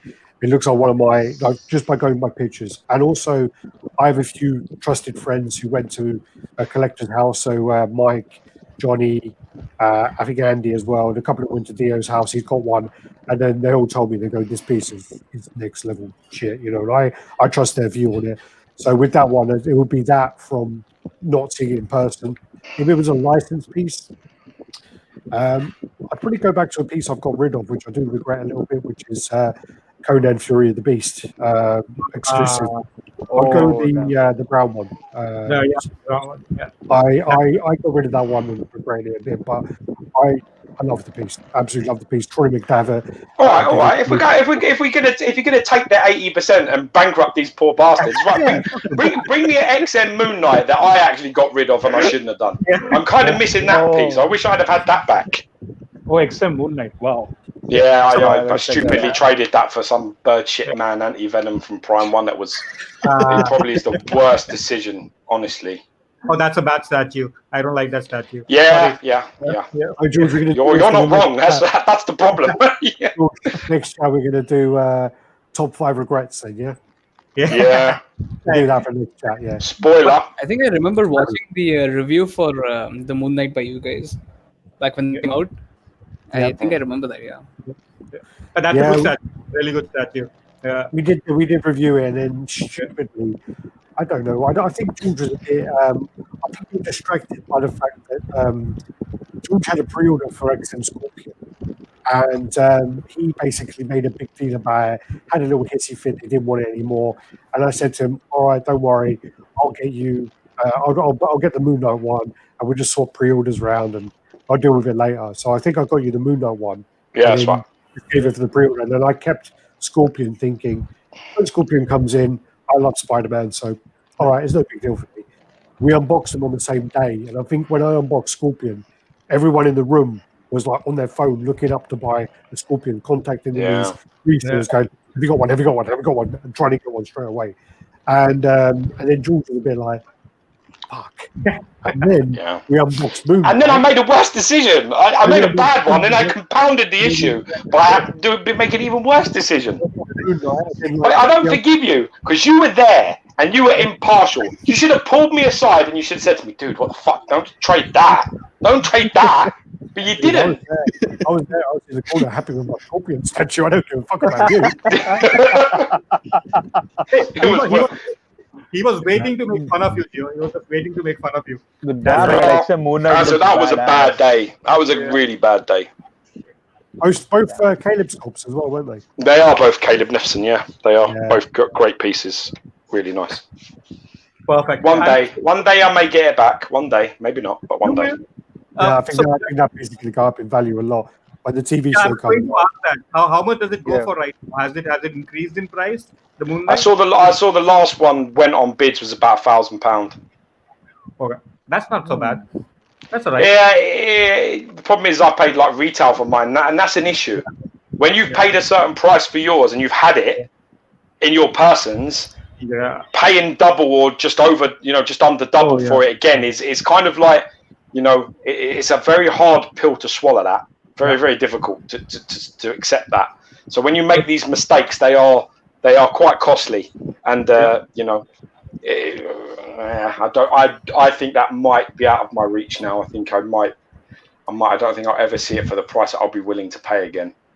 So, in short, I fucked that up. That was a bad day in the office. So if you have one over there, you come across one, fancy driving over to my house, by all means, bring it. We'll get it for you. So it's just £1,000 plus 80%. That's what I mean. 80%. Oh man! When you say that out loud, it's hard, isn't it? I literally feel that in the back of my eye. It's almost like that scene in Inner Space, where the little spaceship's on his eye and he's like twitching. Twitching when you say 80%, and then when it sinks in, I can feel the pain when he shoots a spear in his eye. Like, 80%. Yeah. I think a spear to the eye. I think a spear to the back of the eye would be better than an 80% bill. In Brazil, it's 100% plus fees. Yeah. Wow. Yeah. It is Brazil. It is. Yeah, and it's But- 100. And it's also, if you don't value it, or if you value it and they disagree with it, the same thing. They go on eBay, and if they've got one on there for like $3,000, you have to pay the fees on $3,000, and they fine you for lying on your paperwork. Yeah, something similar happened, I think. On that It's a good thing. It's a good thing them Brazilians are good at football, so they can take their fucking mind off shit. If they kick a ball around, because I tell you what, you wouldn't be coping too well if you couldn't kick a ball around at that moment. I sold my Venom XM bust to a Brazilian guy, and when I said to him, "Oh, what I'll do is, if you want me to, I'll mark it up as like $200 or something." He's like, "No, don't." I was like, "Why not?" He goes, "No, mark it up as like $800 or whatever it was. Mark it up as that, please." I'm like, "Why, man? You're going to get like tax on that, 100%." He goes, "Yeah, but if it's wrong, I'm going to get like 300% tax or whatever." So just okay, fine. Well, no sympathy for those guys, because Brazil at least has Iron Studios. We have jack shit.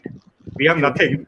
This is true. This is a good point. In fairness, they can always buy from their local place, at least. We have nothing. There's nothing. We have around nothing. Here. Like, We have Yeah, but only have now people taking offense. you've started this group, so the next natural move for you to do is to come together and make a statue company. Why not? But we have a lot of custom artists and people in India who have You just got started tons out of sculptors from India, yeah. sculptors and There you are. custom makers, and so we're hoping that actually kind of brings this hobby into a limelight, or maybe shows our You just got side to out make, to- you've got to make it happen, and it's one of the reasons why me and Alex never turn our back on the custom market. We've been offered deals from Sideshow. We've been offered multiple deals from many major companies.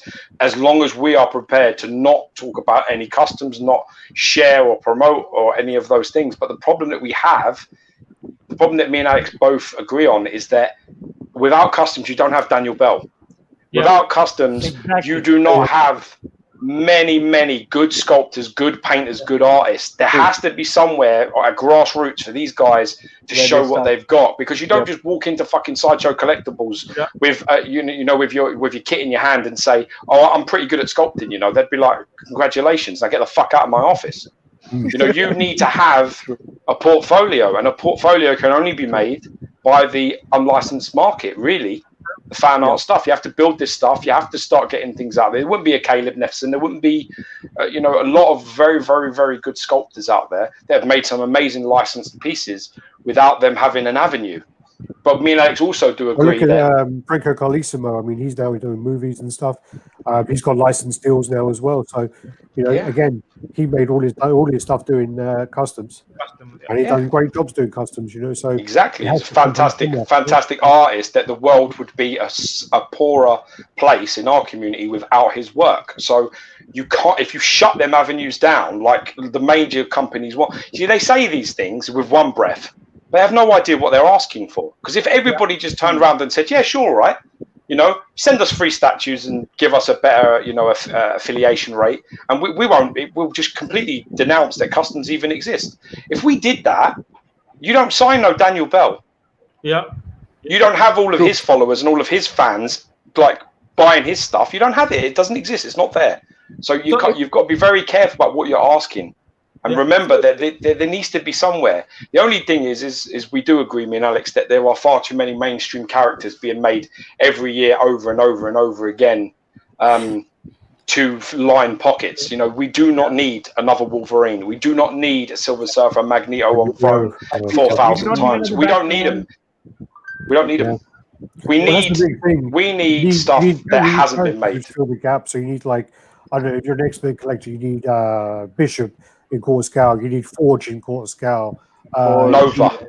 You need like a Frankie Ray, Nova, Drax, or Richard Rider. Nova, Richard Rider, or Drax. Blue Beetle, Booster Gold. Blue Beetle and Booster Gold. We need those in one. Blue Beetle and Booster Gold. Blue Beetle and Booster Gold. Yes. Blue Beetle. Yeah. Then there's just so many characters that haven't. There's loads. There's literally, we could sit down and you could write a book on how many characters. Even in movies, is exactly the same. There's a million genres with a million characters that just haven't been touched that could be done. And the fact that they don't do it, the fact that they say, "Oh, we'll just make a Wolverine and put a dragon behind him," or we'll just do, we'll do a Magneto, and we'll have him sitting on the Sentinel's, bum cheek instead of his hand. It's just you're killing it. You're killing it, and you're not hiding the fact that you're trying to make a killing from this, and that's where the custom part. We need to sort of kick its ass a bit more as a group. We need to sort of all together say, yeah, let's not. I find it hard but now what you're getting as well is you're getting these some of them which are a minor variation on a licensed piece, or what you're getting as well is you're actually getting, because one of the problems I work for a licensed company, so one of the problems as well is if you show something from a long time ago and you're going to take a long time to do it, some custom guy's going to come and put it out before you. Because you have all the bureaucracy of getting through all the red tape to get it to where it needs to be made. If you show this teaser, some custom guy can come and do it within a year, and that's the problem. And have it out. Yeah. And have it out. While you're in the meeting with Marvel discussing which way Vision's cape actually flows, that custom guy has taken your screenshot, taken your picture, given it to another artist, and it's already being made. That's the problem. That's the issue. Increase now as well with the sale of STL files. So what you're getting now is you're getting, say, for example, I can go from the XM side because I've been looking into it a lot. So, for example, you have the XM Scorpion, you have the big diorama with the Sanity. They did change the sculpt on that one, but they've resculpted certain pieces to look like the piece and put it out quickly as an STL file and sell it for $25. Someone gets a print and print it out. So we had that with Scorpion. We had that with the Thor that never got approved, that never got made. The Mythology Thor by Caleb that never got made. But someone came along, resculpted it, put it out. Subtle changes. They're actually doing the Justice League diorama. They're doing that, and they're doing all these, like Shogun Batman. That may be the death. That may be the death. That may kill it. The STL files may kill this hobby as a collectible. When 3D printer costs to print prices come right down, people are just going to go, yeah, what character do I need? I need there's, I don't know, Cable, Google Cable, look it up, Martian Manhunter, like that. Print that. And it'll get to a stage as well where color printers will fucking paint it for you as well. Get to that point. So it's going to be crazy. Yeah, that's all to look forward to. So you better start your Indian company now and get going. Yes. Yeah. Hopefully. We'll make another Wolverine and we'll make another Batman. If you do, don't invite us onto your chat because we're going to crucify you. You understand me? Yeah, but we need to make the bucks too, right? The big bucks. That's it. Well, what you do, if you're smart, you make other characters first, and then you put one in that will help your bank balance ever so slightly, and then you make another 5-6 characters that are needed, and then you do another banker. What you don't do is you don't start there. Yeah. You don't then start pushing them every year because that's where problems amount to. Well, just more reputation-wise, I think. Yeah, that's true. But that's there was an interesting point, Alex, when you were talking about your favorite statues and your characters, and I'm just trying to link it to what you guys just discussed about every custom statue making a Wolverine. So, Alex, you said that Wolverine's one of your favorite characters, but you still don't have a definitive statue. So, I mean, and Wolverine is, I think, maybe the most sculpted character ever. There are like 1,000 Wolverine statues. So what do you think is still missing? I mean, what is it that you would like to see in a Wolverine statue? What would be like your ideal Wolverine statue? Yeah, I mean, one of my my favorite Wolverine statues is one of those, the fat one. Yeah, I love it. I've got it over here. I absolutely love it. See that? Yeah. The cute one. I think I actually think as well. I got this the other day. The Hulk version Wolverine, and I think that the actual Wolverine attached to that Hulk is probably one of the best sculpted Wolverines that's been made by a licensed company. I actually think it's really well done. They fucked up the paint on certain parts, but the sculpt of it is amazing. I think it is mine, Canal. Yes, I just find that when I look at, I'm talking about in a quarter scale form. When I look at like the XM one, there are elements of it I like, but then I don't like his arm hair. I don't like his face. He actually looks a bit like he's either Mexican or kind of Indian. He doesn't look a Canadian. He doesn't look that way. He has like a look to him, which he almost looks a bit like Raj from Big Bang Theory, one of the heads, And then you have like, so I had then also the original Sideshow one.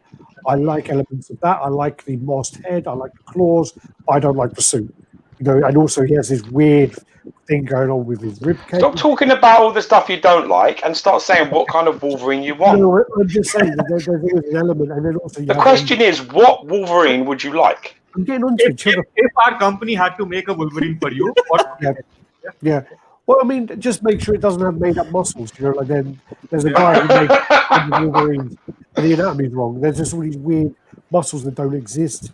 I just think that maybe like a good 90s style Jim Lee, solid looking Wolverine where it just doesn't overcomplicate things. You don't the Sideshow one where he's on your hand, they over textured everything. Just try and keep it not too simple, but enough. I don't think it needs to be as complicated as they're trying to make them. We saw the one by Ishtar, is it, George, or what's it called? Ithaca, yeah. Ithaca. Was Ishtar? I don't know, I keep figuring that. But we saw that one, and there's elements of that I absolutely love. And that's probably the closest to my It's favorite probably, one. for you, it's only missing that Jim Lee portrait with the big fins, isn't it? It's missing that. It's missing that sort of. That's instead of that sort of big berserker mouth, like big fat mouth that he has. You probably want a more trimmed, lean sort of bit there, and the big fins on the head. I mean, that's probably a perfect Wolverine bar one of the heads. Like portrait would have been better. Issue with the way he's like hulking. I don't have the issue with that he's jacked. I don't have an issue with that one because the anatomy is actually better than some of the past ones. I like even I like that one by that scammer guy who did the Marvel vs. Capcom, the Wolf or whatever it's called. I like elements of that, but I just don't find that there's all these little bits I like, but not all together. There's always something I like, and it's just unfortunate. And the same with Silver Surfer. It's like they always jack him up too much. I really like Sideshows, I like Sideshow's new one. That's why I like it. I think the anatomy is very, very good. I like the new custom that people were bitching about the other day, apart from his feet. I like the new custom, the one that's like a big Bowen. That one looks amazing. It looks like Bowen. It looks just like Bowen's. It's a good, very, very nice, yeah. That's not an insult. When you say it looks like a Bowen, like a big Bowen, that's not an insult. No, not considering that the Bowen design Silver Surfer is still the best. Yeah. Still the best. I just don't like his. And there was a comment, I think it was by Jem actually. I totally agree. Where I don't like Silver Surfer or Venom to like have toes. I like them to look like they're wearing kind of like the boots as such on the feet. I like that. I even don't mind when Silver Surfer has boxer shorts on. I don't mind that because that's classic, isn't it? Kirby look. So again, just with Silver Surfer, not too juiced. Just keep him more. I mean, he's a big dude anyway, but not too much. So it is inspired by the Bowen. It's almost inspired. It's fucking 95% of it is Bowen. They literally added wisps to the hand and that go around the body. That's it. That's the only thing that's different. The pose is exactly the same. It's almost exactly the same with the board across the body thing and arm out in front. It is 90% Bowen. Even to the point where he's standing on an asteroid and it's circular, and then it's got a little base that separates that asteroid, a black thing. I mean, there's not many parts of it they've even gone on their own. I mean, I would have taken that figure being like that, and I would have not done that kind of base. I would have been like, you know what? Let's make it like like some sort of planet or something. Or let's just put him somewhere else. Don't put him on a tiny little meteor that's slightly bigger than him. Just because it's too similar, I would have tried to pull away from that myself. Has they got the bite out of the video as well? It probably has. I wouldn't be surprised if it's got out and all. As I say, the Wolverine from the diorama. When I looked at him, I had the other day. I hadn't seen it for 3 years. Whenever last time I saw it, I had it in my eyes. And looked like this is actually pretty special. The sculpt is much better than I remember. Even the Hulk is done really well. This diorama, I'm quite disappointed I waited so long to get it back. I think that when we reviewed it, it was really sloppy, and the heads didn't fit very well, and the teeth on this one are terrible. Overall, Yeah, but there's also elements to your equation. If you you've got Ian that can sort out the portraits now, so it's not like a problem. Where back then it would have been like, oh, fuck, I can't live with that face. Can't live with that face. Them rabid sort of like frothy mouth gingivitis looking Wolverine. You can't have that in your collection. If you're a big Wolverine fan, it was bad, man. Basically, paint with kind of Tipex, and they use the Tipex paint. Do you know, like when you have Tipex and you make an error and you can't do it easy. You can't just go like, your word is in this little box here. You try and paint it, and the Tipex is going to be all like round like that. That's what it looks like. They've gone. It's bad. It's really, really sloppy. I like that. I really like this Wolverine versus Hulk diorama. In fact, I was planning on getting it sometime in the past, but I've changed directions now. But I think I agree with you. I think that's a pretty good statue. The Sideshow Logan statue, I know you don't like it that much, but I think it's a really good statue. Yeah. No, I like it. I actually do. Really Alex has got it. Where are we? So I've got the wrong screen on. I'm like, why isn't anyone moving? I've got it on the other screen on Facebook. So literally, I've got Logan here with a custom. Oh yeah, I love this one. Nice. And a couple of custom head Oh, sculpts. you got the custom head. Oh yeah. The custom head works perfect with it. The old man Logan custom head. Yeah, that's the one he's got. Yeah. I looked over a lot of them, and only Francois does some fantastic customs. Mad X, he does some amazing ones. Yeah. I looked at his custom head, and I was like, I don't like it. And then I saw another guy did one with a cigar. I don't like it. I saw one with a cowboy hat, which was a bit Back Mountain. Street. Didn't like it. And then I saw this one, and I was like, that one looks really nice, really good. So I had to go with that one, and I really like his head. Fits great paint. Suardo Alvaro from Chile, that was fantastic. No, it was so good that George ordered the head without having the statue. Yeah. Yeah. Damn, that's amazing. George, I hadn't even seen Logan when I bought the head, because I saw the portrait and I knew that the portrait was the best portrait that I'd seen on them heads. So I was like, you know what? Worst case scenario, if I don't like Logan when Alex gets it in, I'll just sell the portrait, and that's exactly what happened. I saw the Logan. I thought it was okay. I thought it was a decent Wolverine, but it wasn't enough for me to pay the price that people were commanding. So again, you look at it and you say, well, how much is that going for on an average? It's around £600, and I was a bit like, I'm not paying that for that piece. I'd tap that out at 450 max that I would consider paying for that piece. So, when that happened, I was like, you know what, I'll just get rid of the head, and that's what I did. So. But a lot of the new sideshow statues, I think, are just going to drop in price. Maybe that's my assumption, because they're coming out with 7,000, 5,000 edition size. So, I don't see them going up in price and going to $1,000, $2,000 range. I think the edition size for that symbiote Spider-Man, I think that was fake, wasn't it? Oh, I don't think that's real. That's Omar having a laugh. I think someone was messing Can't trust him. You can't trust Omar. He's a piss taker. He likes to have a laugh. I think so. Basically, that one, someone posted 7,500, but then when I looked into it, it didn't have it on there. It still said to be decided. It still says to be decided now. So basically, he got me then. He got me. I thought it was 7,000. He got me as well. I think he got all of us. He got a lot of people. Don't worry. There was a lot of uproar. George, you can order that on Zavvi. What's that? That Spider-Man, you can order that on Zavvi. What's the price? $650. But the thing is about that is Zavvi always do like 20% off, and they blanket with Marvel. So I might try and see whether I can do that later. Yeah, that's a clever idea. Give it a go. Quite happy I found that. Yeah, that's a good idea. I'm gonna have to bounce, my gentlemen. My family are about to walk in the door, so I'm gonna have to love you and leave you. Absolutely, guys. Thank you so much, and we hope to have you back again sometime in the future, the next year, once coronavirus is off. We'll have you. And when I do come to London, and I'm not going to get you guys any statue, I will get you actual Indian food. So you don't think that chicken tikka masala is the only thing we eat. So I'll get you some. That's a shame, because I'm one of them guys that always orders that. Or a boona. I like a boona, but other than that, I don't. Well, you know, my in-laws all Madrasi and all that. In fairness, my in-laws went over to India and they were like, you know, what the fuck? Because you know, your food is not like they thought they would have their heads blown off like crazy from, you know, all this.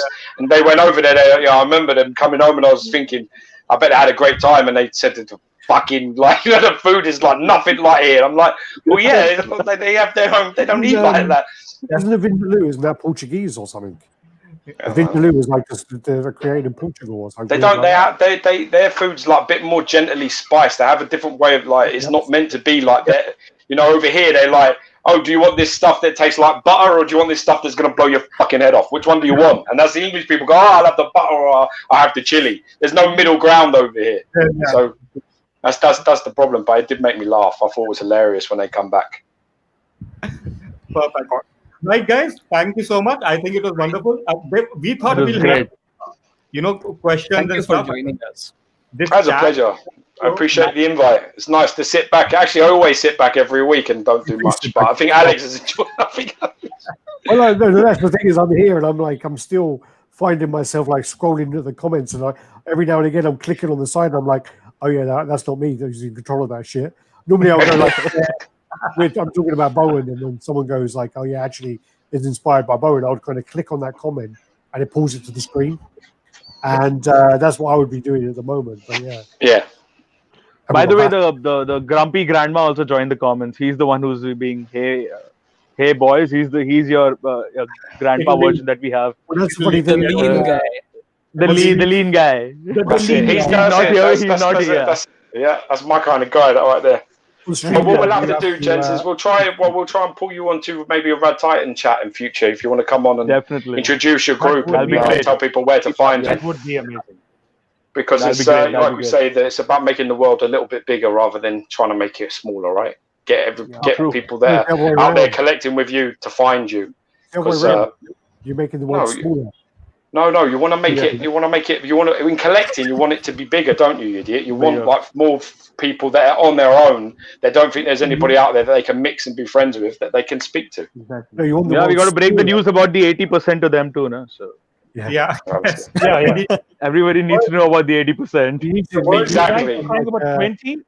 We you pay need to 80. have like the Collector's Life T-shirt is going to have to say, "We are the 80%." Yeah. That's what you should say. Yeah. No, you should make it a bit more brutal. We should just put, "We pay 80%." So stop bitching. I don't know. It was to do with there was a slideshow like Big Boss who basically said collectors on social media are only 3%. So it's kind of like a loose than that. Yeah. Yeah. We are the 97%. You mean? All right. Well, thanks man. I had a blast. Be safe. Bye, guys. Yeah, Bye. Have a nice day. Bye. Bye. Peace.